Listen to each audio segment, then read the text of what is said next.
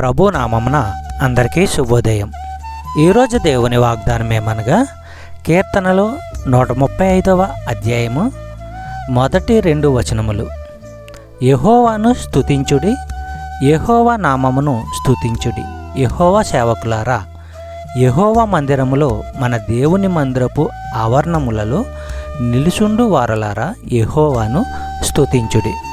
సహోదరి సహోదరులారా, యెహోవా పేరును స్తుతించడం అంటే ఆయన పేరును పదే పదే వల్లించడం కాదు, కానీ ఆయన స్వభావాన్ని, లక్షణాలను, పనులను చక్కగా అర్థం చేసుకొని వాటిని గురించి మాట్లాడటం లేక పాడటం.